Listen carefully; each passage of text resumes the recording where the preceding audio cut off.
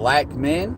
I'm thinking about changing that to Everyone Hates Men, because I actually got a really, really good idea for a logo for that. And I think I can incorporate the black men part, but we'll see about that. But let me know what you all think about me doing Everyone Hates Men versus Everyone Hates Black Men. But anyway, this is Edward Anderson from Everybody Hates Black Men. I am your host, once again, Edward Anderson. And today I want to talk about, you see what it is. I want to follow up on a conversation I had with BGS. I know Kareen basically made the argument that Beyonce, for some reason, is just as much of a hoe as Sierra. And BGS echoed that point. I completely disagree with that. And one thing I'm not going to do is we're going to go on what we see. We're not going to go on what goes on behind the scenes. The reality of the situation is Sierra and Beyonce, you could argue, is kind of sort of similar in how they go about with their entertainment shit. Maybe you can make that argument, but the reality is when you look at what is known about Sierra as far as how she's gone about her dating shit, as well as how Beyonce has basically dating stuff, going by what and that's why that matters. Like what people do behind the scenes, that's not really what's in. And I want to really, really articulate why Sierra annoys me. Why the Sierra Russell Wilson situation annoys me versus the Jay-Z situation. Because that was a point that was brought up. And by, two different people with their opinions I respect. And I'm going to say this straight up. This is not to say BGS is wrong. Like I said, Kareem and BGS, they can have their opinions. I have mine. As far as the thing about, Russell Wilson pulling pimp game on Sierra, I don't believe in that no longer in that moment. And that's what and if it's truly pimp game, that's not how that works. So I don't believe that. I believe this is Sierra's best interest to be seen as a quote unquote wife, so she can do the shit that she does under kind of the protection and the status. Sierra Sierra understands more about this than I do. This is why a lot of women have not been able to duplicate really Kim Kardashian. Not to say that's what Sierra is doing, because they don't understand what the status of a man can bring. Carrie Hilson didn't understand that. Women play the game at. But at the end of the day, she's just doing more advanced level home or thought. That's really what that is. And you can say what you want to about the comparison of Beyonce, because you can argue there's certain feminist things that Jay-Z is kind of basically allowed to happen with Beyonce. You can definitely make that argument, but the problem with Beyonce, the difference between Beyonce and Sierra is Sierra, and BGS said it, Sierra's a follower, and I do believe that. That I agree with. And I think one of the things that followers do is they want to be a part of the crowd and not above the crowd, because there's a certain amount of isolation that comes about being above the crowd. And this is to not say Beyonce is without any faults. Make no mistake, I do believe Beyonce stole dances from smaller entertainers. Like, or when I say entertainers, I'm talking about choreographers, dancers. I do believe that. Corey Holcomb talked about that.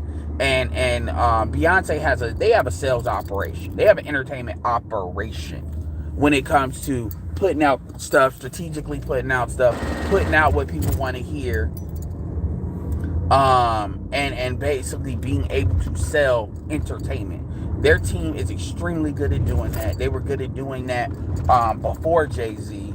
And we'll see how that works with Chloe Bailey and all that, because you would assume that same team would be in Roc Nation. And I'm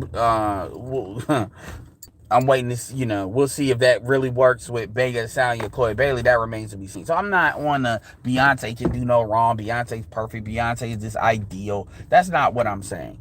I'm not really, what I'm saying is, you don't see Beyonce disrespect Jay-Z like you see, and I don't give, and yeah, it's kind of like, what is Russell Wilson really gonna say? Like, Russell Wilson, let me tell you something. I want to say this straight up. Once I saw Russell Wilson doing the picture, and look, Russell Wilson's a black Super Bowl winning quarterback. I'm just a nigga on YouTube. Let's be clear about that. But within context of scale, once I saw that nigga put his face in her ass cracked while she was pregnant for a baby picture, Russell Wilson can't tell me shit about with him giving permission and shit. That's, as far as I'm concerned, that could be some shit he just saying. Just like Will gave Jada a lot of permission for a lot of shit, supposedly. And now it's starting to come out that Will capitulated to a lot of things he ultimately did not want to do. Not really. So a lot of that permission shit is how motherfuckers save face. And if you can't really dig in, or it's not really, nobody really cares to dig that deep in, then of course, yeah, he gave permission. I mean, she ain't really, like, you could say, like, shit, Dwayne Wade gives fucking Gabrielle Union permission for everything. Yeah, that's what we're gonna call it. Now we're gonna separate the fact that Gabrielle Union is damn near 8-9 years older than Dwayne Wade. Same thing where Sierra's like 4 years older. And yeah, I understand the benefits as far as him having her, but let's be clear here. Russell Wilson could have picked other people. Russell Wilson, all that other shit that BGS talks about is shit that comes with it and made it make sense, sure. But we're not gonna underestimate the fact Russell Wilson wanted Sierra. This ain't no cold calculated pimp game. He wanted her. He wanted her. And all the other shit kind of lined up, but he wanted her. He wanted her. And the baby is proof told he wanted her. And this idea that Russell Wilson has control over Sierra, that's an argument people want to make. They can make it. I'm not buying that shit. I'm not buying it. This is a guy that couldn't even control his white woman when he was the same status. White woman cheating on him with other NFL players. You know, so this is, you might as well be telling me Tiger Woods was controlling his wife up until she was taking a fucking whatever them golf clubs are, 9-iron, and running his ass over. I mean, come on now. Whatever. And the thing about it is, Sierra, and then people want to charge it up to entertainment. Yeah, but at the same time, the problem is, and this is the thing about the black community, is, and I'm gonna get to the pump it up thing. Women, this is the biggest issue I have with that situation, as far as women want to be a hoe and a housewife at the same time. And I get the dudes want a housewife in outside in the bedroom, and a hoe in the bedroom. I get all of that. But the thing is, there's a difference between that and then you want to be a hoe for everybody else and then try to play like you a housewife in the same context. That's not the same thing.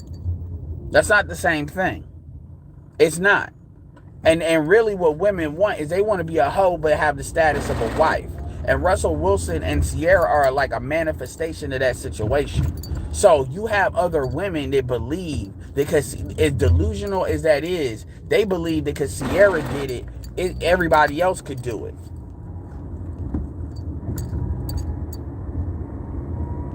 That's what they believe. They believe and you could, if you want to throw Beyonce into that, then fine, throw Beyonce into that. It's like, but that's a deflection to me, because Beyonce is not always in the media. You know, it's not the same dynamic. It's not. There's a lot of gynocratical stuff in that, but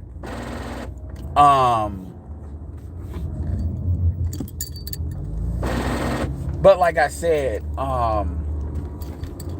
at the end of the day, that's what that represents.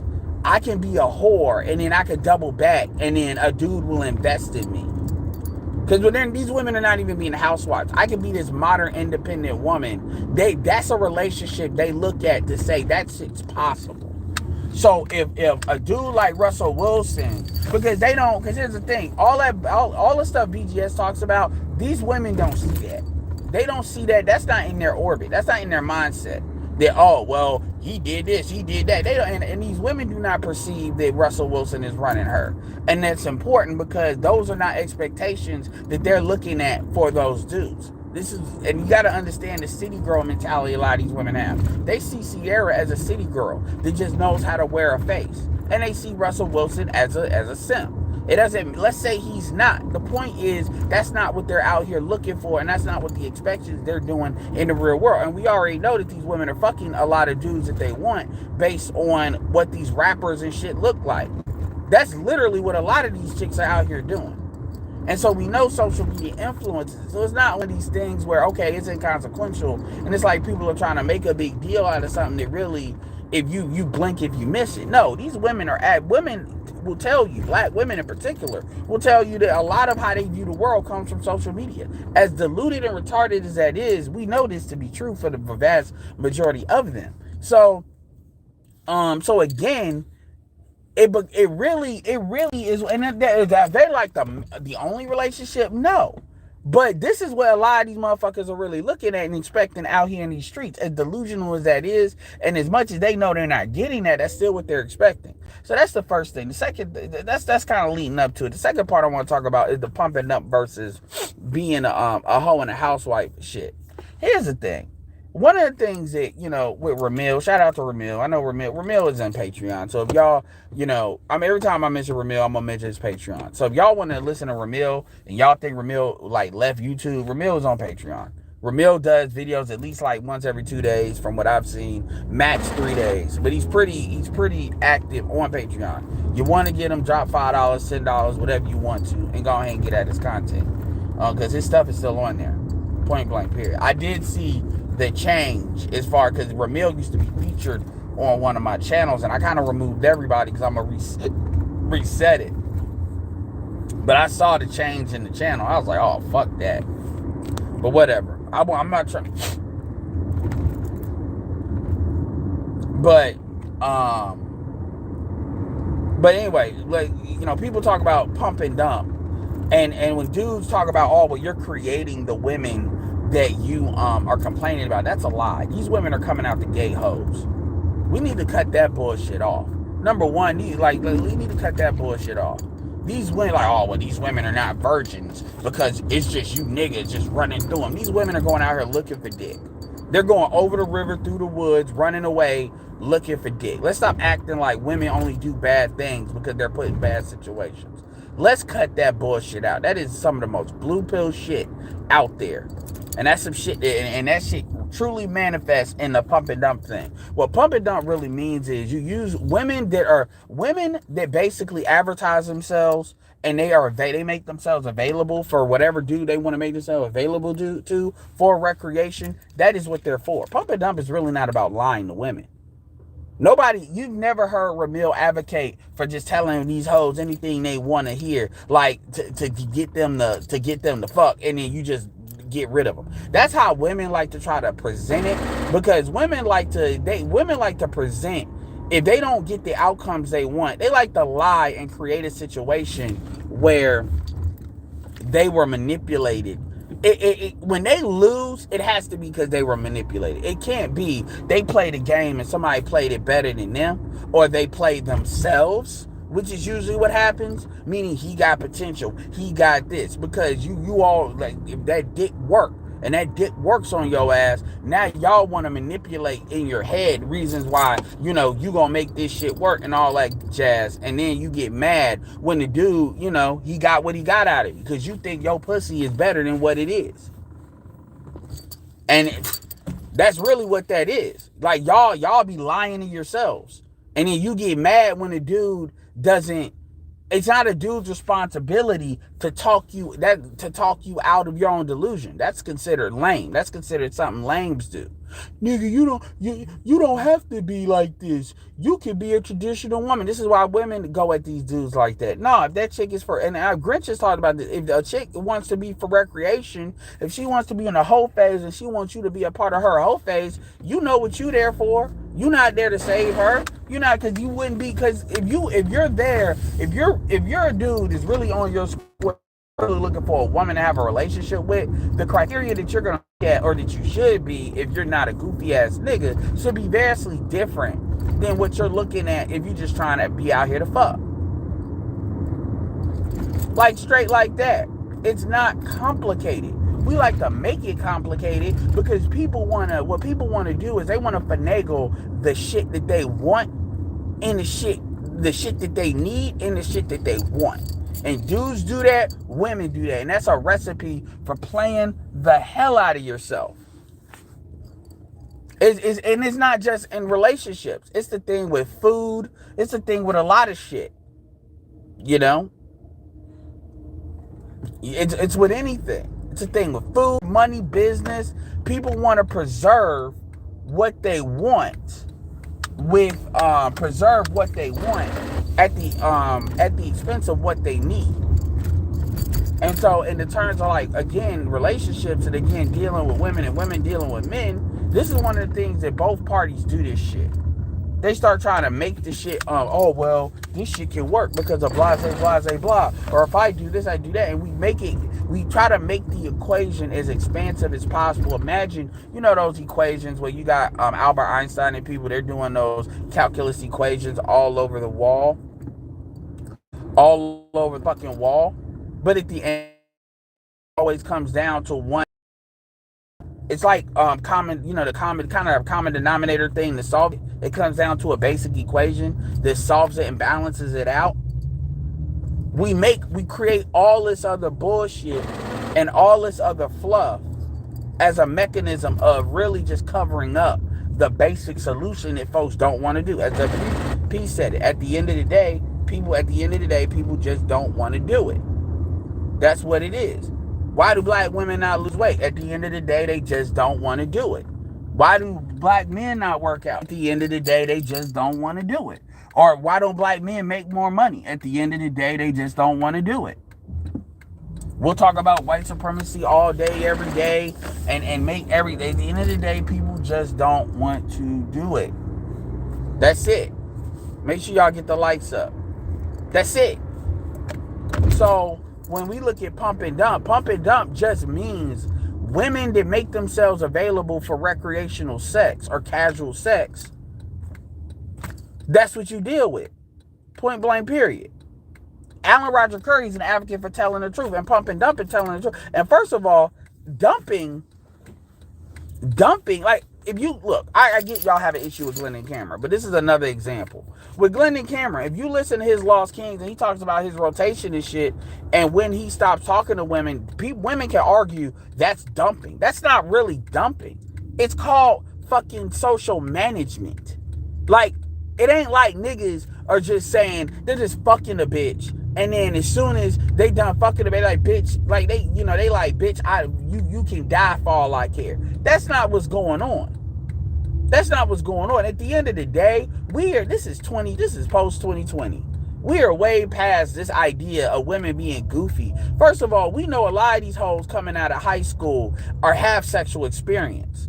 Any of them bitches that look like 95% of them chicks, 95 out of 100 of them chicks that look like some have been fucked at least a couple of times. So this idea that these hoes are just goofy about sex, that is a lie. We know that's a lie.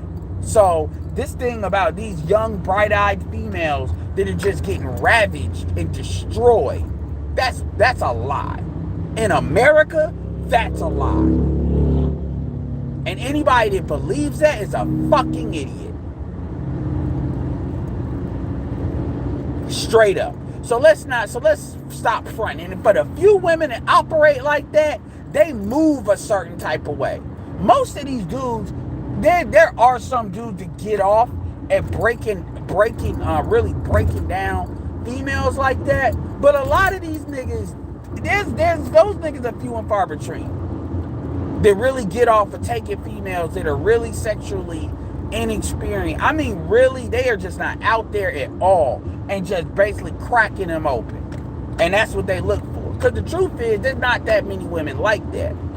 It's much easier, especially, and then if you're a pre-qualified nigga, that's like more work for what? Seem like that's like the majority of what's going on, and that's not true.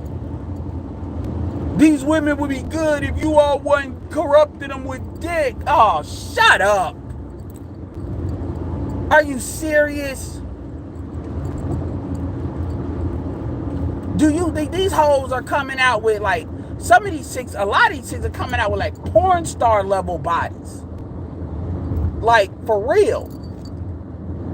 So anyway, my point is, women, I don't advocate for lying to females. It is what it is. They know why they're there. See, and that's another thing. Women will be like, oh, so when women want to show up, if you show, here's my point.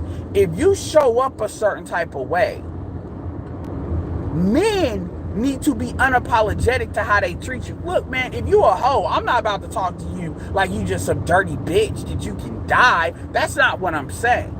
I can talk to you like you got some some goddamn sense.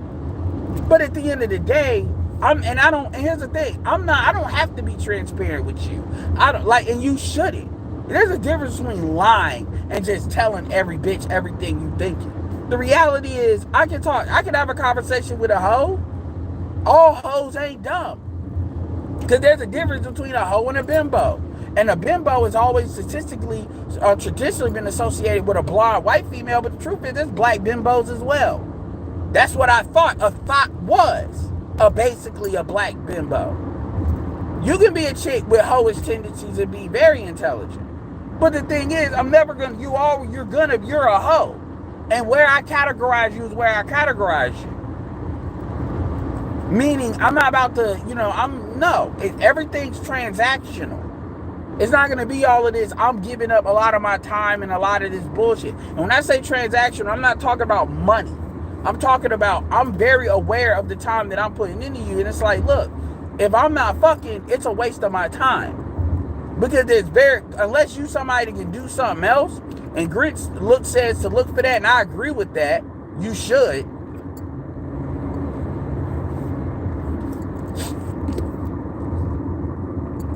Well, it's not about being black pill. This is not black pill. This is red pill. This is not black pill. This is red pill.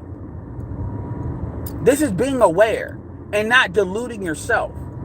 Stop trying, like women will sell you that I can be a hoe and a wife bullshit because they know there's goofy ass niggas that'll buy it.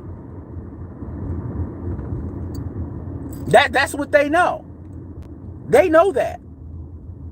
Look at what Kanye West is doing right now, looking like an idiot. Did you really delude yourself? You're lucky. Honestly, Kim gives Kanye a lot of respect.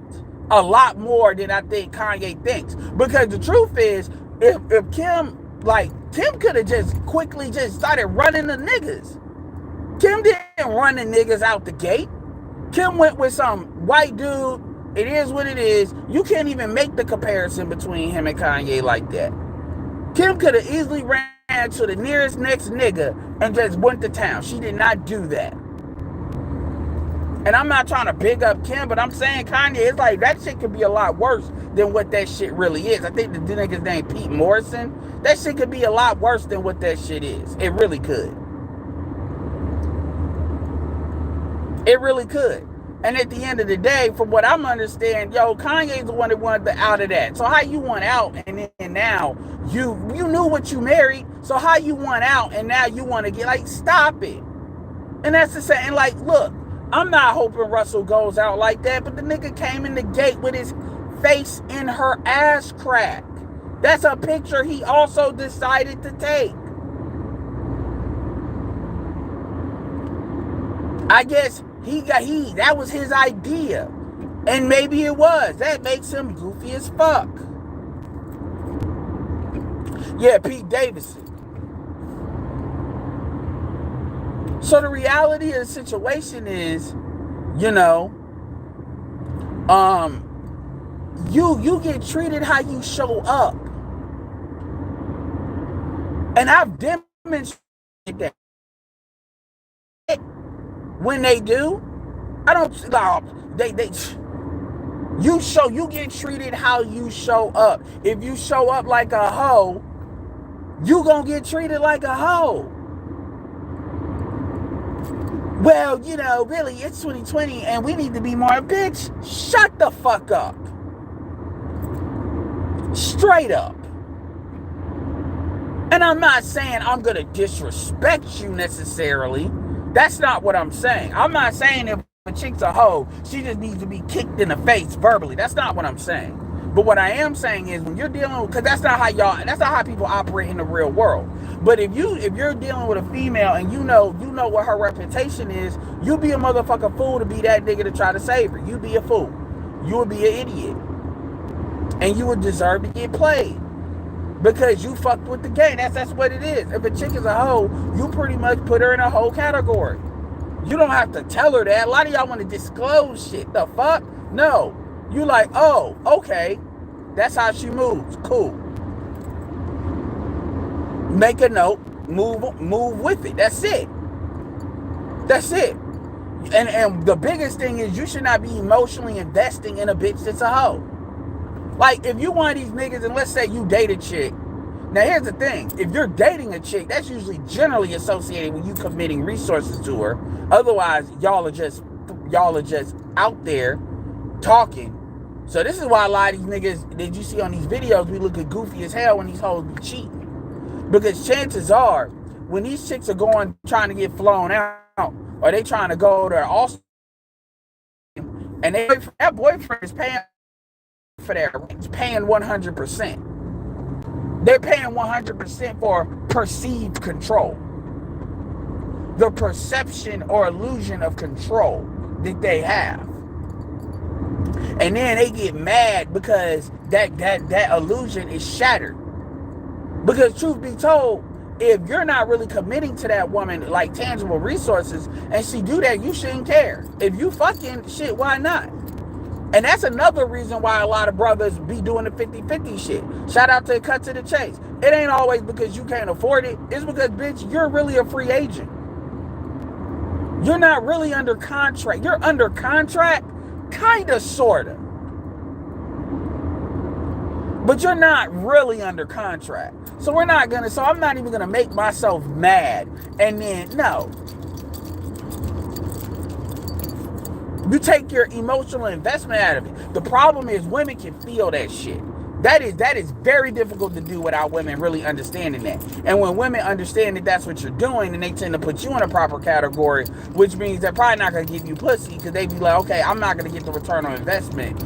You know, if you're not a nigga that they fucking because they really, if you're not the nigga that they fucking because they want a dick appointment, then they're going to expect the return on investment. And they're going to expect a heavy return on investment. So that's where self-improvement comes in, I guess. And that's another thing about that you're right about that companionship shit. A lot of these niggas, they want companionship, so they start deluding themselves as to, like, the companionship piece. And a lot of these women manipulate you sexually and mentally with that companionship. A lot of these dudes, they just want love. They like that I Need Love song. You know, with LL Cool J. That's really what they're operating through. If I could play that in the background, a lot of these niggas, especially blue pill, but a lot of y'all red pill niggas that y'all claim that y'all red pill, y'all really operating that way. A lot of black men can't fuck today without emotions tied to it. Truth be told.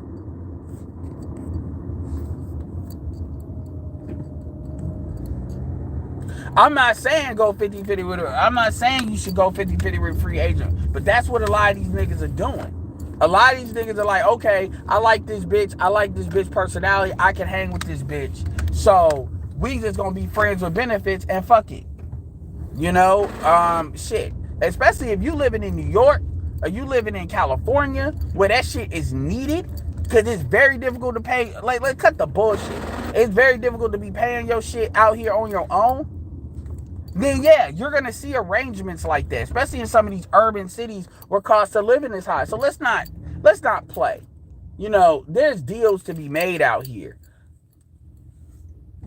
And the problem is, y'all like, well, why go fit? I'm not saying a woman is a full free agent. But what I'm saying is, a lot of these chicks, they may be under contract, but they not fully under contract. And then dudes be being comfortable.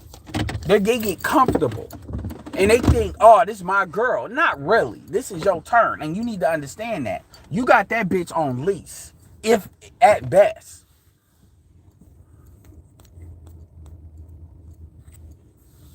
Now, would I do that? No. I wouldn't do that. Because I value my privacy, number one. But number two, I don't trust females to do that. But I've seen that concept. And I've seen that work. The problem is dudes start getting in the real long-term bullshit Women can have problems. If you do that, you need to be on the lead. I mean, like, you need, everything needs to be in your fucking name, and you just get money from that bitch. But see, most dudes don't do that the proper way. But my main point is this: women will listen to Sierra, and then Sierra can get away with her bullshit because she created that situation amongst herself. I'm not begrudging that. Most of y'all are not gonna be able to pull that off. You all think y'all gonna be able to pull that off at scale to like another nigga that, because Russell Wilson, basically has the genetic currency and the economic currency. I don't know, like, we'll say that. We'll leave it there. And the social status, social currency. You all are not going to be pulling that on a lot of these dudes out here. Because even a dude like DJ Academic, yeah, even though DJ Academic buying a G-Wagon for that bitch is stupid as fuck. So, what a lot of women think is they get around a whole bunch of niggas with money that there's just going to be money for them to pick up because niggas is just going to be goofy with it. You got to be that type of bitch. You got to be like an 8, 9, or 10. 8 at minimum. It's very rare that a lot of y'all extra average hoes and rappers and shit don't count. Y'all are winding up in situations like that. Shannon B says Sierra's star. You're right. Sierra is a star. She applies to these. She does. You're right. But a lot of women really believe that because Sierra did it, it's possible to do it in real life.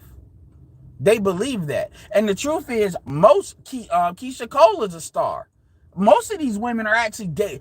Sierra's date. Like, if you look at all these stars, notice most of them date younger. Most of them date younger because they need a nigga that's goofier.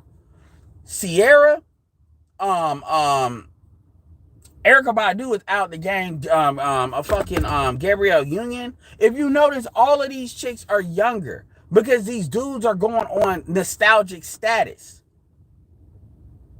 You would think that all of these dudes would be trying to date Chloe Bailey. But no, they want the nostalgic status. That also sends a message that older women are the things to get, which is something else I got a problem with too. But anyway, my point is how you show, like, I'm talking to dudes. So what's the lesson for you all? You all need to be unapologetic about how you categorize these women. If a one, because they're definitely unapologetic about where they put you in the pecking order. And you need to be aware of where you are with a bitch and always ask yourself, am I getting a return on investment? And when I say investment, I'm talking about time in particular. Because honestly, you should not be fucking all that other bull, that attention bullshit. A chick should be paid no mind if you're not fucking. Like, straight up. You do better, just on to the next one. And that's what you need to do as a dude. Your dude's got to learn to let go. There's a dude that I read his books and stuff called Jeffrey Combs. The Art of Letting Go. It helped me when it comes to dealing with calls. Let go, let go, let go, let go. Don't feed into the call. Don't try to be like, oh, you need to convert this person. No, just let go, let go. Learn to let go and learn to move on. That's actually a skill. And that's easier said than done. And so for you all, you need to be unapologetic. The pump and dump is just saying the female is there for recreation. That is why she's there. Concubine. I mean, again, Jason Black, and I do know he got that from BGS. Jason Black, that video that he did, that is a very good video because that's coming from a guy that is pro-black.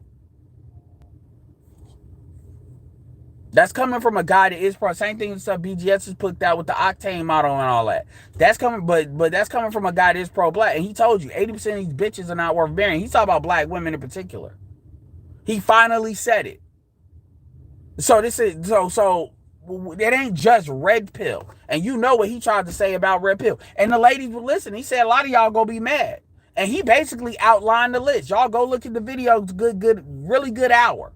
I give it like 4 mics. I would honestly say a lot of the news, like I would honestly ask CJ, listen to that and then tell me where I'm wrong. Because that's from where he's wrong. Because that's from a guy that say red pill is a bunch of white ass kissers. And he's coming at it from a pro-black perspective. So my thing is, and those are women that didn't even have kids, a lot of them that he was naming. So at the end of the day, your time, everything I do comes back to your personal quality of life. Time is an element in quality of life that people don't talk about. Where's your time going? What's the investment? Let me be clear here. I'm not perfect. I am not. There's a lot of things I do this way. I'm gonna keep it real with you. Doing a lot of these live streams the way I do them is a waste. When I say a waste of time, it's not efficient. And that's one of the pulls. Like on the one hand, and I ain't got no super chats right now, so it is what it is. But on the one hand, you do super chats, but on the other hand, you really need to dig. It's a transition to dig into the algorithm to really do more uploads. So it's a balance. And I've done live streams for years. I've gotten away from doing more uploads, and I'm almost finished really getting those uploads down at like how I want to do them.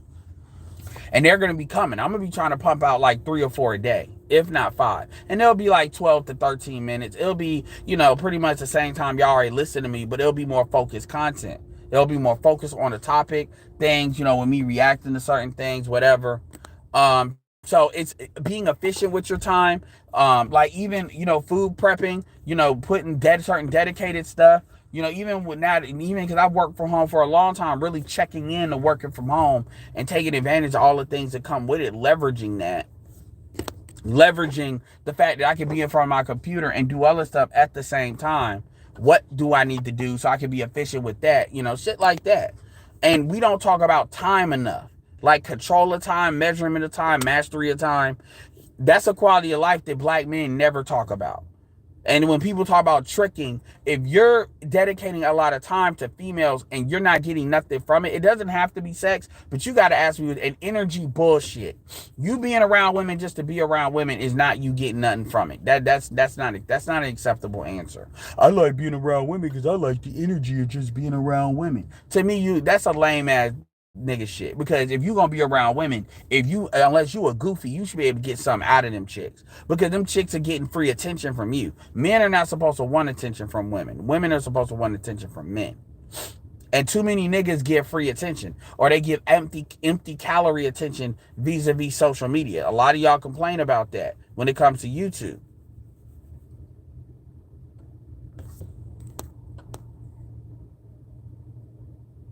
And so the biggest lesson I want you all to get out of this is the idea of, if a woman is for recreation, do not be afraid to treat her like she's from recreation. And pump and dump is pumping, basically having sex with her, and then that's it. I mean, if she's a problem, if there's no other benefit you're getting from her, what is the point of putting time into anything else? What's the point of that? Now, if she's got other assets or other things that she can do, like she knows people or shit like that, then cool. But you put as minimum amount of attention you need is to foster the relationship enough to get sex. Because I mean, at the end of the day, if she's not down for that, she's not down for that. Because I promise you, these women are down for that for certain dudes. That's why they always talk about, I'm done dealing with broke niggas. Well, why were you dealing with broke niggas in the first place? Because you wanted to fuck.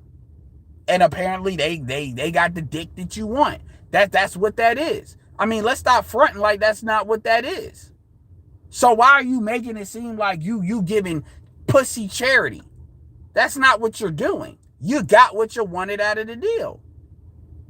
And dudes need to look, and so a lot of it, this is where the women conversations are always being talked about, because we don't really give practical solutions. We start thinking, well, we want to argue, we want to get these women to change. They're not going to change. You have to meet them where they are. Pump and dump is a way of meeting women where they are.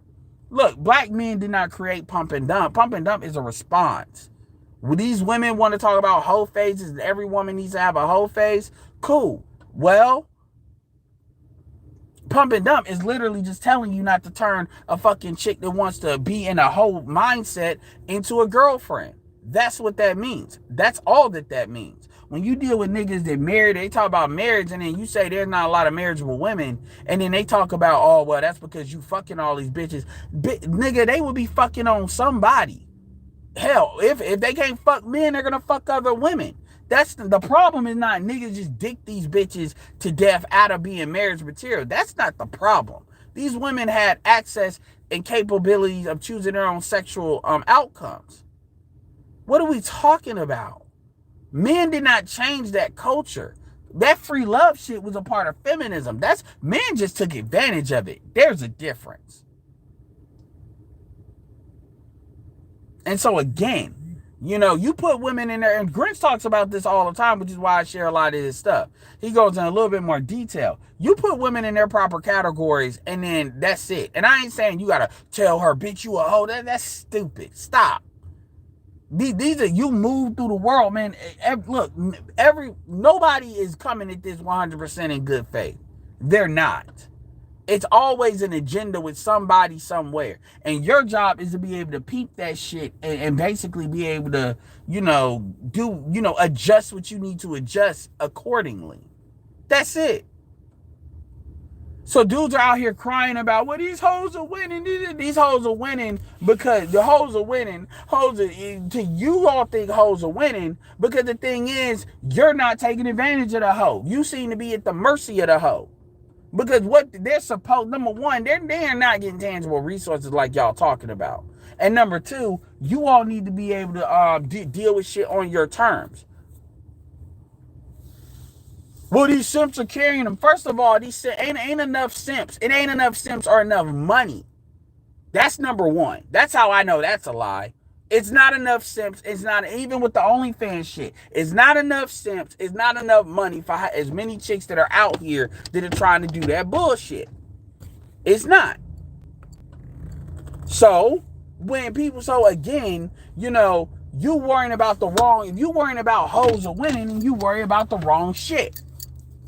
Because it's like, let me give you an example. It's like me worrying about poor man's podcast. Oh, he got over 200. Mediocre got over 200. O'Shea just got over 200. Especially when them dudes are relatively newer.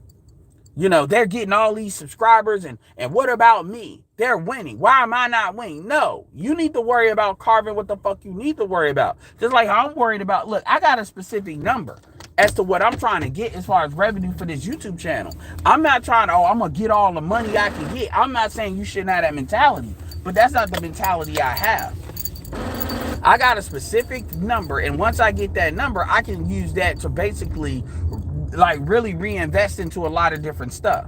And it's not a high number. It's actually not that much high. It's not as high as you think. It's a very realistic goal. I'm not going to say what it is, but it's a very realistic goal. And it's a very realistic and sustainable goal. And once I get that, I'm going to keep going. But once I get that, I know I can do a lot of other shit that's going to railgun into more money.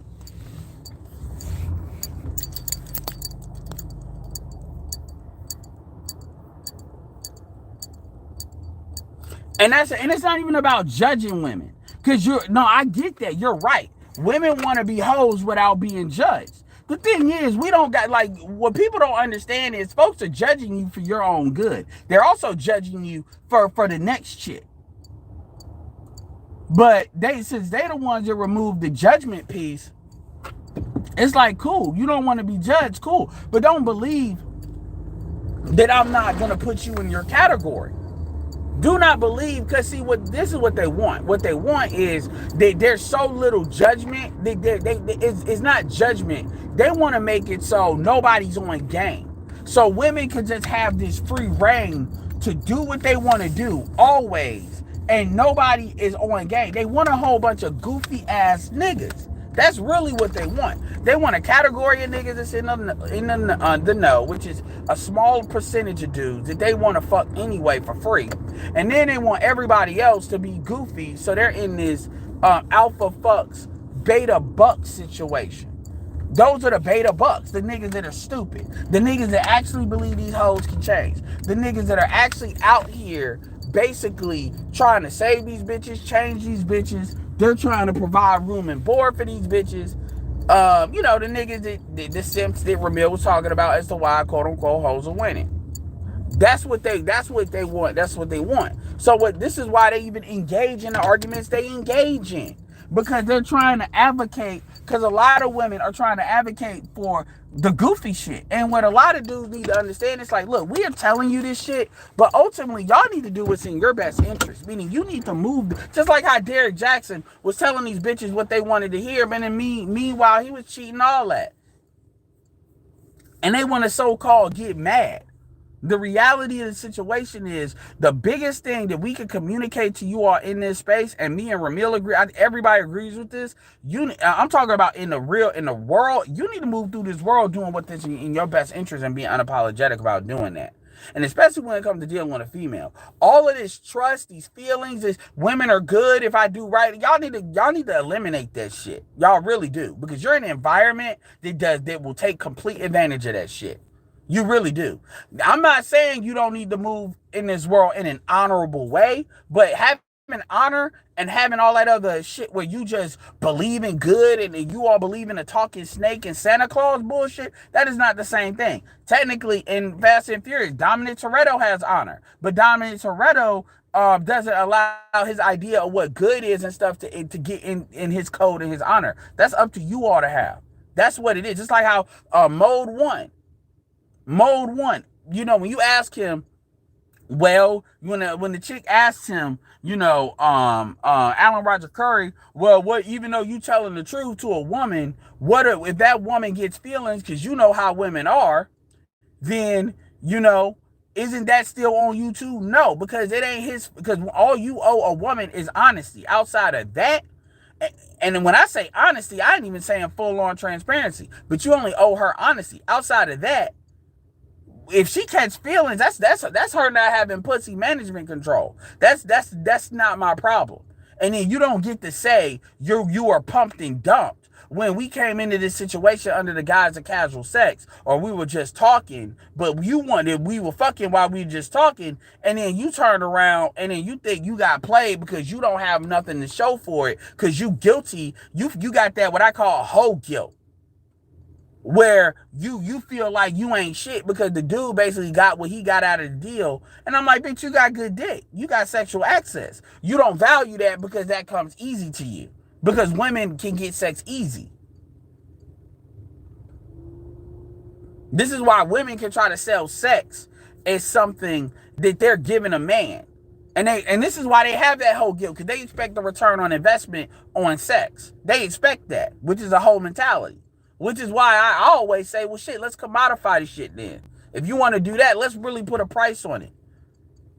Now, niggas got the ego shit. Yeah, man, she'll never fuck you like that's stupid.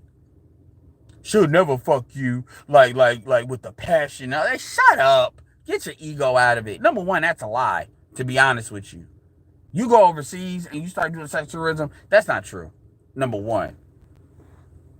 No, number one. And number two, stop acting like all these black bitches are fucking niggas with like extra vigor. Don't worry about what that noise is in my car.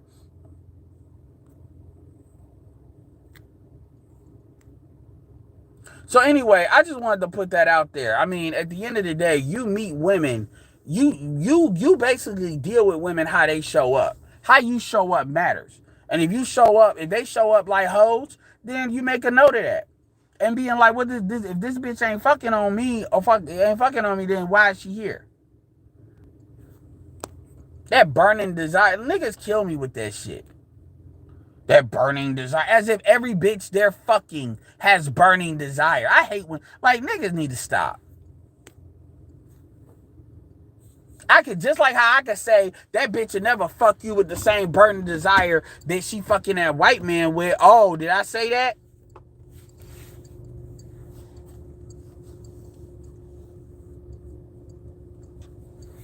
Ezell, you can have your personal opinion about sleeping with married women, but the reality is, at the end of the day, man, those women knew they were married.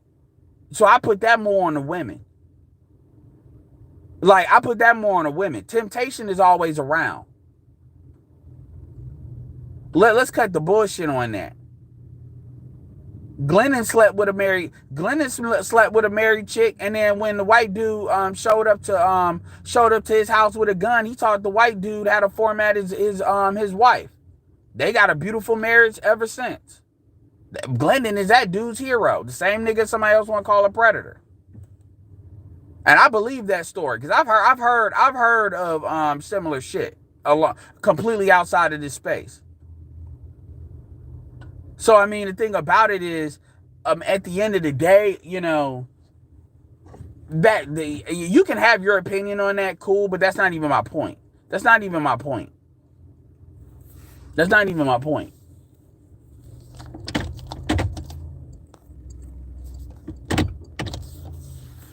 That's not even the point. And a lot of people will like say, "Oh well, I understand that, but you know, I fuck that nigga." It doesn't matter. Well, then switch up Allen with somebody else. And that's another thing. Black men like to live. The one thing about black men that we got to stop is we got to stop allowing. We got to stop having this fucking Jesus style morality. You know, you allow other groups to be more cunning than you. And this is why black men get really dominated in a lot of ways, because you allow people to use intelligence to be more and allow themselves to be more cunning than you are, and then you end up in a fucked up situation. And then black men like to use what is right and wrong. They like to use the concept of right and wrong as a substitute of power. That's what black men like to do, and that's one of the biggest reasons why we fucked up with our women too. Right and wrong is not a substitute for power. It's not. Power actually powers what the perception of right and wrong is. And black men really need to understand that. And as individuals, you all need to move through the world. And this is why black people learning how to work together matters, because that's a form of power. But even as individuals, self-discipline is a form of power.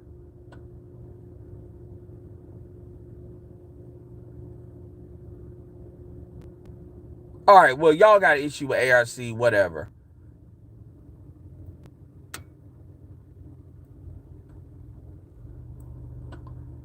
So, I mean, at the end of the day, power matters. That's what these women don't respond to your concept of right and wrong. Look at who they're fucking. They're talking about, oh, well, you know, I want a man with good character. These bitches are not fucking niggas with good character. We all know that. Telling them that don't matter.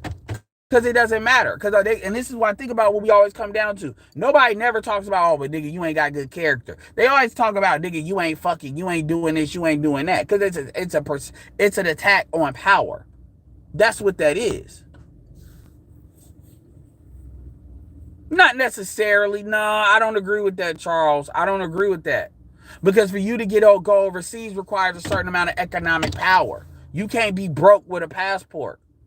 It costs money to go overseas. So even your ability to do that requires that you develop a certain amount of economic power that's above average. You cannot be a below average income earner in traveling. You cannot really be an average income earner and really travel consistently like that. That is what Kevin was trying to tell you all, that niggas did not want to hear.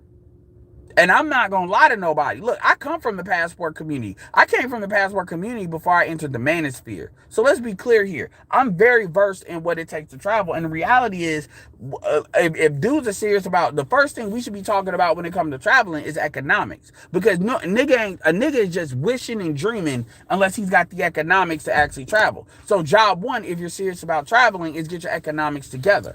I'm talking about people that's not already into it. And then job two, when I say get your economics together, it's not about making enough money. It's also about how your money is made. This is where your money moves with you. This is why I tend to talk about things like affiliate marketing and stuff. You should generate money however you need to generate it, and you reinvest that into an income vehicle that you can take with you. Digital is an example of that.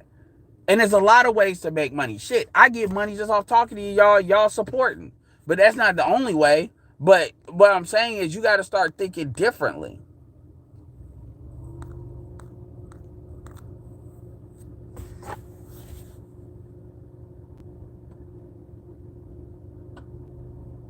It's not about a fan of being paid for play. It's an option and it exists. And I mean, shit, sexual tourism happens. Nobody talks about these bitches going to Jamaica fucking these niggas. That shit's actually celebrated as female empowerment. Even though these hoes can open their legs and get dick for free. Most of them. Yet, niggas, you asking me, am I a fan of pay for play? Am I a fan? It's not about being a fan. It's an option on the table. The question is, do I judge a nigga that does pay for play? No, I don't. That doesn't even move me. And I think any nigga that does is a moron. And this fantasy that niggas are going overseas and oh, these niggas they go to Dominican Republic and act like they got game, but they really paying for pussy. Number one, that's some goofy ass shit. But number two, that shit don't happen. That shit don't happen in the same levels. And niggas, that's a straw man argument. As far as I'm concerned, niggas that are out here worrying about how niggas getting pussy, that's some lame shit to me. It really is. Nigga, you paying for it overseas. Well, nigga, you don't travel, so why do you care? I'm not talking about you. I'm talking about like Jap. That is the goofiest shit. Especially knowing how these hoes are. You got niggas that they basically got caught up with kids. So they're literally basically paying for the like what did you all think I came with the financially transmitted disease concept from? That's not true, Charles. That's not true. What are you talking about? Okay, how much money do you need to make the travel? Put a number on what not much money means. Put a number on it. How much money? How much money? Because everybody don't live in New York or Miami, so everybody don't have the damn like the damn flight routes that some of y'all have. And even if you did, the truth is, I mean, put a number on it. I hate when, yes, per year. Put a number on it. Put a number on how much it costs per trip to travel on average. If you going to the DR or if you going to Colombia or Brazil, put a number on it. Cause you saying not much money. At least 80K, that's not much money. Only like 15, 6, only like 17% of black men make that. Make 80K or more. And that's black men are employed, which every black man is employed. And keep in mind, if you're retired, your count is not employed. 2,500, that's not much money. 2,500 per trip? How many niggas you really think are good? Number one is you actually can do it for less than that, actually. But that's the number you gave. 2,500 motherfuckers don't got like, so let's prioritize that. 2,500 every quarter is 10,000 a year. If you do it 2 times a quarter, that's 20,000 a year. If you do it once a month, hold on. If you do it, 2 times a year, so once every 6 weeks, it's 20,000 a year. Once every 12 weeks, it's 10,000 a year. Most dudes ain't got that kind of disposable income, even in this space. This is where dudes start playing that, well, 64% of black men are in the middle class. That's not a good way to, because technically the working class is the lower middle class, technically. The definition of being in the middle class is just not being in poverty. That's it. So that's not really an accurate, I don't like when people say that, because that's not an accurate look as to where black men really are. Technically, you can make like $30,000 a year and still technically be in the working middle class. I don't like to look at that as a barometer because it doesn't tell the real story. That's why I don't like when Kevin Obsidian says that, and that's why you don't hear me pushing that. 125, if you make 125, you're in the top like 3% of black men, 2% of black men. You're in like the top 9% of all Americans. What are we talking about? You said you only need 2,000. Dude, I'm not talking about traveling once a year. I'm talking about really consistently traveling. I'm talking about traveling, let's say once every 6 weeks at the minimum. So if you're saying that, then what you're saying 2 times 4 is 8, times 4 is 36. 32,000. You need 32,000. Most niggas ain't got that kind of disposable income. I don't give a fuck what they talking about. Y'all better stop trying to act like everybody's Theo and shit. Y'all better stop. I don't know what all this money y'all think all these niggas have, especially post-COVID.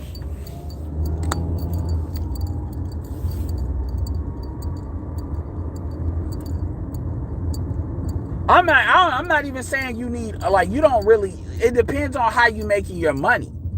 Because if you make your money like via corporate America, you're getting taxed. So it depends.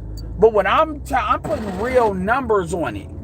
Not, cause see, a lot of people will say not a lot of money. I'm not saying that to jump on you all. What I'm trying to tell you all is when you say that, niggas will think like $400, $500. That's what motherfuckers will actually think when you say that. And then they get mad and they think you lying when they really say that. That's why you get a lot of motherfuckers saying they lying. They speak Portuguese in Brazil. They speak Spanish everywhere else in South America. Harambe, you saying I need to travel more. I mean, there's number one, I'm not trying to get vaccinated right now. My passport goes out in 2023. So I do need to get that looked at. But my thing is I'm putting real, like, the numbers matter. And y'all are like, when y'all say, well, it don't take that much money, I'm like, come on, man.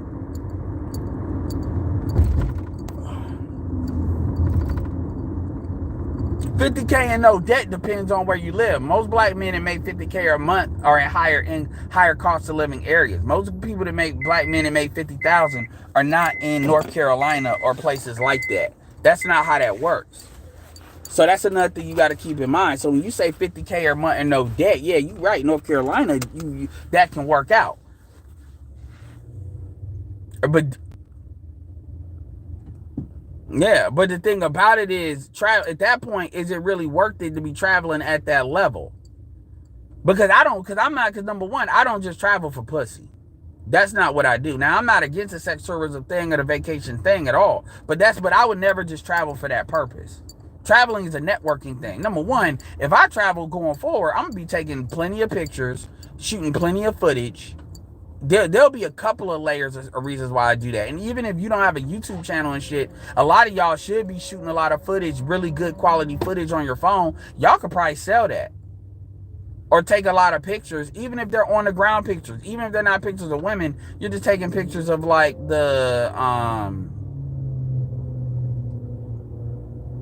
taking pictures of like the scenery and shit. Getting a remote job is key, but that is a pathway. That is a vertical. I won't take that away. But my thing is, I would tell somebody the easiest way to get into it is getting affiliate marketing. That's what I would say. Getting affiliate marketing and develop a passive income. That's to me the easiest and straightforward way to do it. And then reinvest that into other verticals. Yeah, North Carolina has gotten a lot more expensive. You're right. It has gotten a lot more expensive. No, North Carolina is expensive from a housing standpoint. North Carolina is really expensive with everyone else. And that's another thing, too. That's another thing, too. I'm probably going to seriously learn. Like, that's one of the few things that I wish I could have had back. I should have took Spanish a lot more seriously. Cause that opens up your options a lot more. Even if you know how to do it, speak it a little bit. So, I mean, my thing is, like, I like talking about real numbers. Dudes want to be, like, in the feelings part of it, and they want, like, nah, man, real numbers. Like, what does it take? Because then you got to ask yourself, okay, how do I get there? What skills? Can you make a course? What skills can you, develop an audience? It's not as big as y'all think it is. It's not as much as y'all think it is. Hell, y'all, like I told you before, you don't got to do YouTube just with Manosphere content. There's a lot of different ways you can do YouTube reviews, a lot of different stuff. It's a lot of different stuff. It's like, I don't know everything,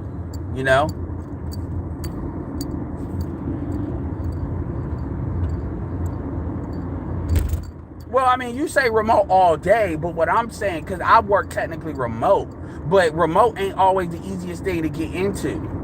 That's the thing. We can say it, but like if you say remote, you searching remote jobs, that doesn't always like bring up results. What I'm saying though is affiliate. If you get into affiliate marketing, then the question is, well, what products you want to sell? Well, what are you interested in? Like, I can actually go through the pathway of doing ABCD with affiliate marketing. Doing a remote job, well, that depends. Like, are you trying to do a call center job? What type of skills do you have? Yeah, research what skills you have and see if you can do it remotely. Sure.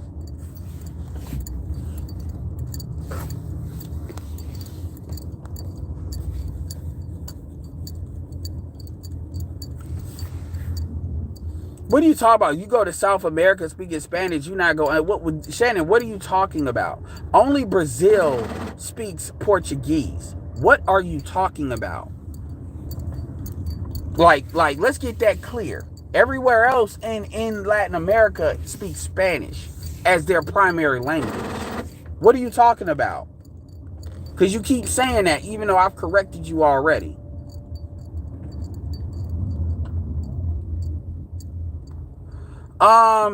Creativity. I don't create. I'll say this: if you know how to make money off your creativity, because I know people that they do. I know motherfuckers that do some real interesting shit off their creativity when it comes to Patreon and shit. That being, I mean, you got deviant art as well. That being said, I don't agree with that. I don't agree with that. But I do think that there is a lot of room for folks that have creative talents to lean on them and make money. There is a growth in that, yes. But as far as every black person, I don't agree with that. I don't agree with that.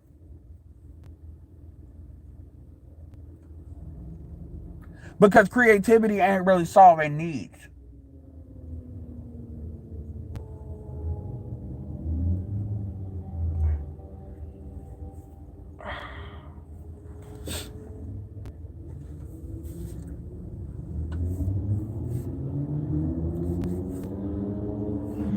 To me, sales is the most straightforward path to make some change is sales. That's the most straightforward path. The problem is niggas don't want to do sales.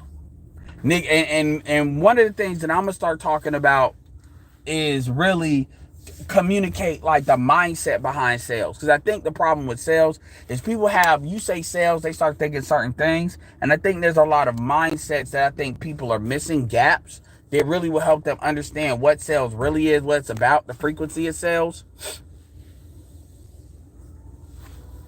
Yes, it does, but it does not as much as you would think. Not as much as you would think. Everybody think you gotta have a gift of gab to sell. Black people have a lot of incorrect mindsets on sales. They combine sales and running game in the same. They think of sales through the prism of running game, and that's not correct. That's not correct. So black people, because of our culture, we come into sales in a very bad way. We really do. And I've got some really good stuff, some really good. I can have people really get immersed in what it really like. I'll give you a perfect example. One concept that I've talked about before is just the concept of a sales pipeline. A sales pipeline is a series of steps that you walk people through. And the key is with that is you don't just try to game somebody through every step. Like for instance, contact, communicate, qualify, invite, present, follow up, answer questions. Answer questions is like closing. When you contact people, you're not trying to convince the person to go to communicate with you. You're trying to contact as many people as possible. Hold on one second, I'm gonna get some gas. You're trying to contact as many people as possible in order for the what I call the law of favorable numbers to basically be in your favor. Well, the law of favorable numbers to work for you. What is the law of favorable numbers? Well, that's my play on the law of numbers. When people say the law of averages, so where you're doing so much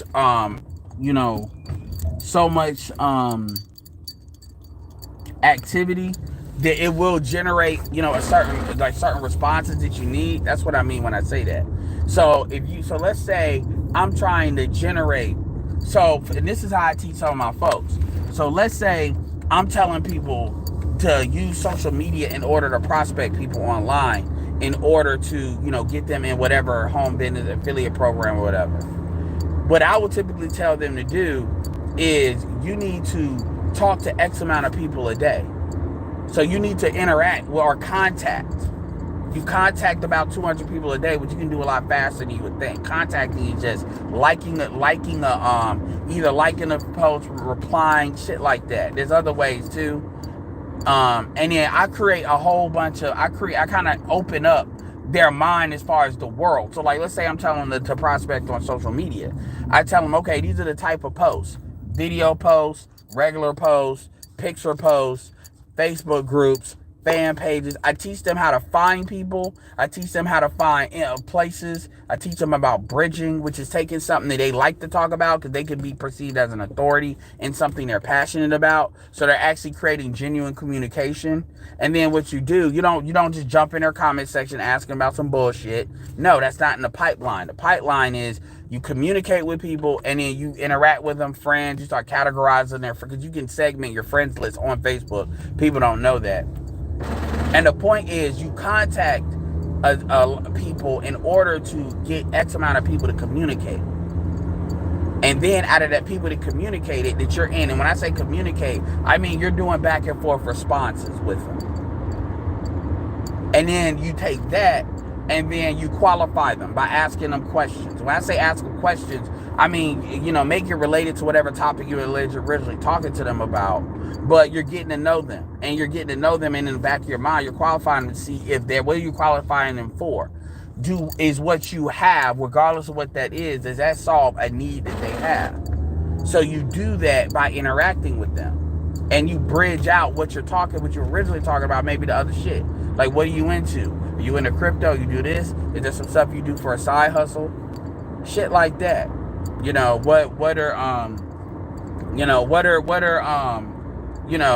try not to make it real direct, but you make it, you transit, it's like a conversation. You transition from one to the other into what you're trying to talk about. And yeah, there's going to be a lot of people that join the pipeline, but if you're doing enough energy, it shouldn't matter. And you don't need a whole bunch of people in the first place. And then when you go if you're into communication, once you've done communication satisfactory, and keep in mind, you don't have to constantly be talking to them. We are dealing with Messenger, so what you said before. You do that, and then you go into so we did the communication, you did the qualifying, and then once they qualification, you ask them a question. Be like, are you open to a simple way of making some extra money online? And this is what I always tell people. I tell them, this may not be for you, but I'm a part of a group that does blah, blah, blah, blah. Hell, I can do that shit just by promoting my YouTube channel. Doesn't have to be money. Like, hey, I have a YouTube channel that this is this. Here's a link. If you're interested, I'll send you the link. And then let them give me permission to send them the link. I don't just send them the link. I let them say, yeah, I'm interested. Let me see what you got. And then send the link. If they don't, I don't. You get their permission to do everything. It's the same thing. In fact, I'm going to apply that same process with YouTube as an experiment. So anyway, let me go ahead and get the fuck out of here. So anyway, and then once you do that, you do that, and then you present. For the YouTube channel example, my YouTube channel would be the presentation. They either like it or they don't. For a business, you have a video either I've created, somebody I know's created, whatever, and they tell you whatever thing is about. And then you follow up with them. And the way I follow up is I don't follow up where I'm bothering people. I do what's called active follow-up and passive follow-up. Passive follow-up is, in order to see the video, I give one more qualifier, meaning you got to put your name and email in a squeeze page I create. And the squeeze page I create allows me to send you emails. And you can unsubscribe at any time, and that's what you're signing up for. And I give people really great information, but that allows me to follow up in a way where I have a pre-autoresponder to do that. And then I'm also doing broadcasts, meaning videos of me talking about whatever that has to do with whatever, or bridging it local, whatever, And then active follow-up would be me actively following up with that person, whether I'm sending them a personal email or maybe I'm leaving a voicemail or whatever. And then, I'll do that initially because that's where I've had the communication with them, or I may follow up on social media. And then if they are not responding, then I'll leave them to their devices for a while. Why? Why? Because I already got them in the passive follow up. And then they can reply to my emails or whatever in the passive follow up. In the passive follow up. That's how that works. Shit. Like, why do you have... Yeah, you know you fucking up. Why do you have that right there? People look at me like, you know you messing up, but you looking at me.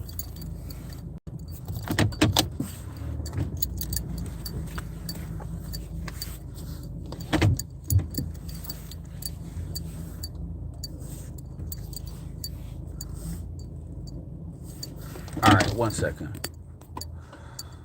So anyway, yeah, so that's the follow-up process, and that's like the main process, because that's the goal where they build the know, like, and trust. They basically, that's how you get to know me when I go live every day. Y'all get to know what you like about me, what you don't, all that shit. Same thing, except like and this is one other thing I'll tell people on YouTube. Like, you put videos up for the purpose of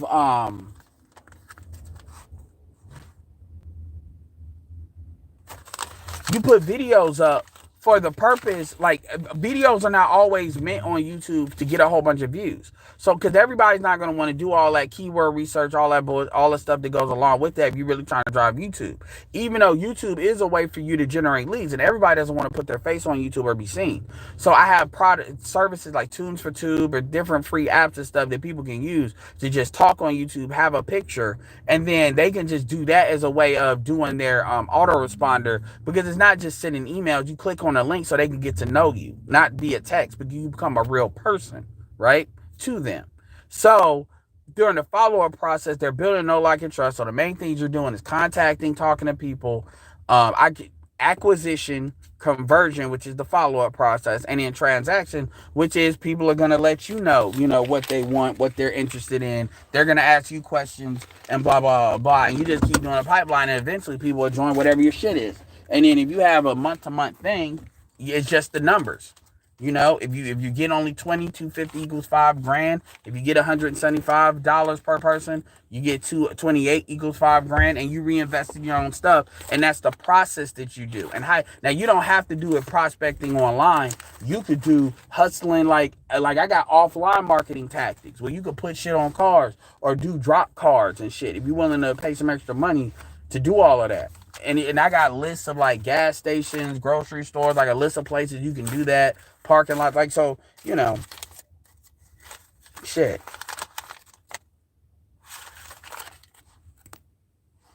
So my point, not sales is as stressful as you make it. Sales is stressful if you're emotionally involved in it. Now, here's another thing too. If you're in a job where you have a quota, that's different. But selling does not have to be stressful. If you're emotionally invested in the outcome, then yeah. But when I make calls, I don't make calls worrying about, are they going to say yes or no? I say, they call, it's like ring, ring. I say, hello, can I speak to John? Hey, John, hi, my name is Edward Anderson. I'm reaching out to you from North Carolina. How are you doing today?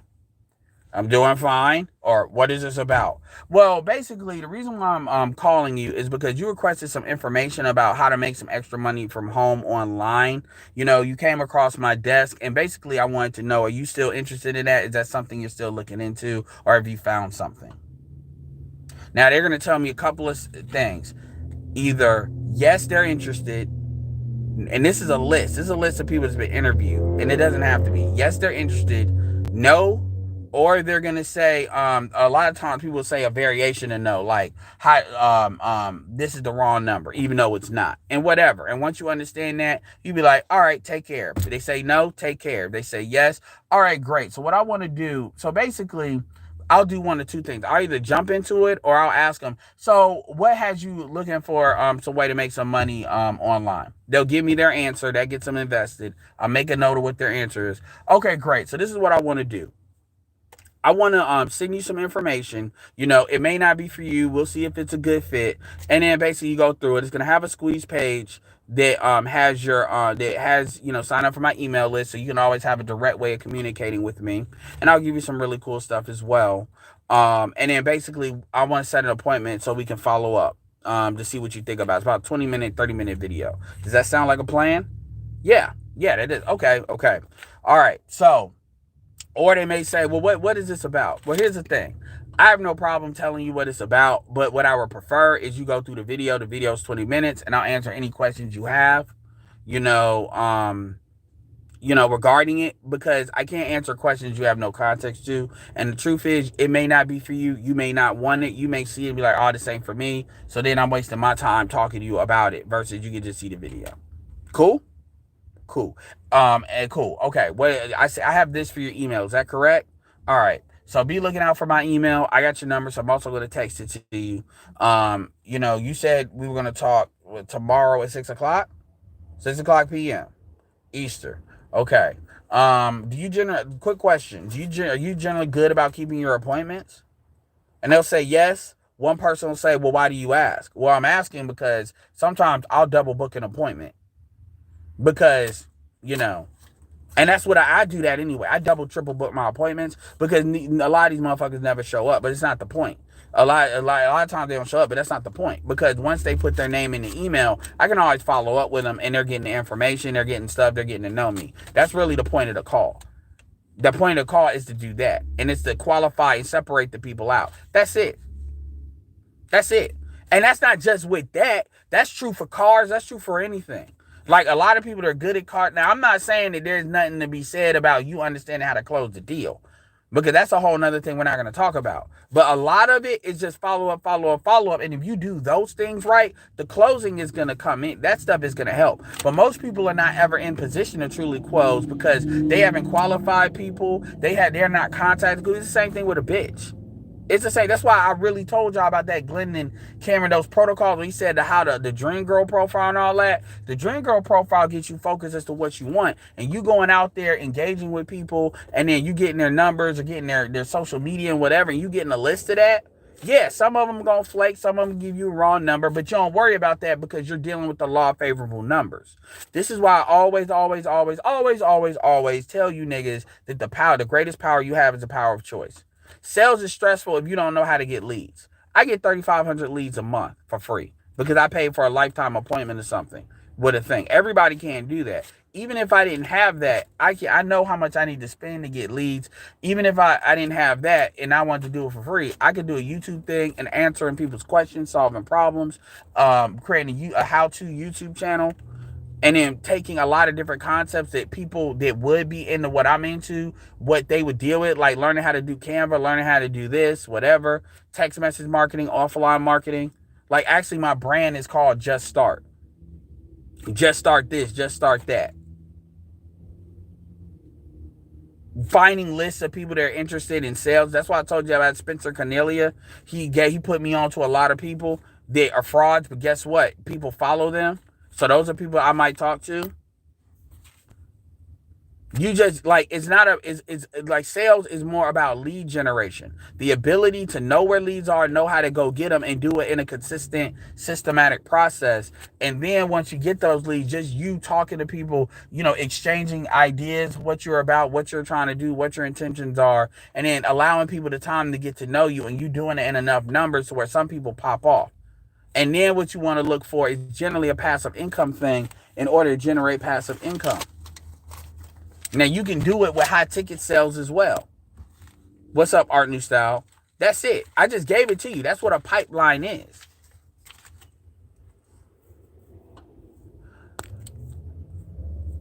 But see, a lot of folks don't have sales training. Sales, that's another thing. I got sales training.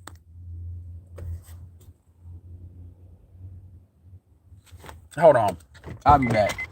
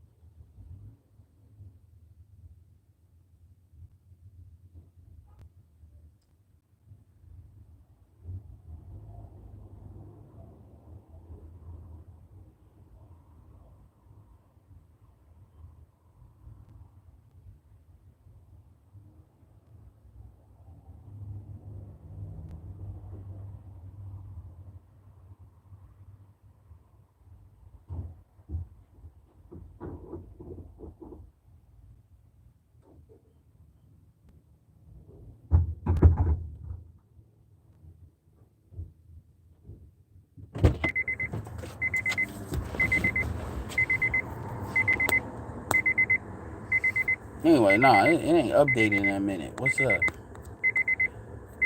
Shit, some of y'all there? Shit. Anyway, but that's all you got to do. And I'm not trying to, and trust me, the shit's easier said than done. You got to work with it. It can't be, oh, well, it's something you got to struggle with a little bit. It definitely is. And I'm not trying to front on that.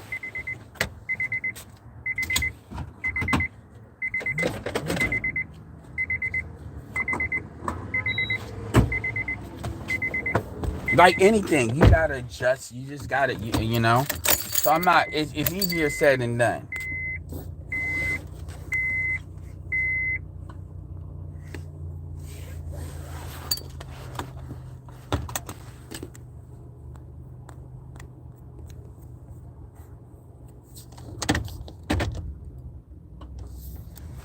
You just gotta email me at edwardanderson300k@gmail.com. That's how you get in touch with me.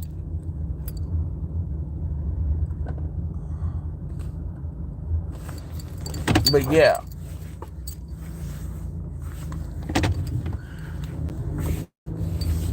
So yeah, man. I mean, and that's the quick way. I mean, if you talk about, and sales is something that can work. You can permeate with all of the stuff that you deal with. I think too many times, we I'm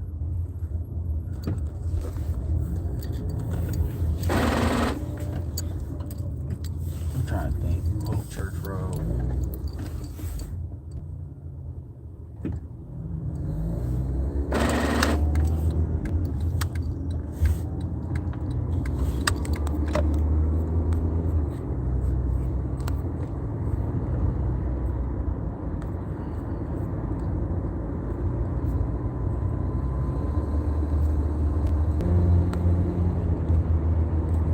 I don't know what's going on with the stream because there ain't nobody else commenting. So I don't know if something happened or whatever.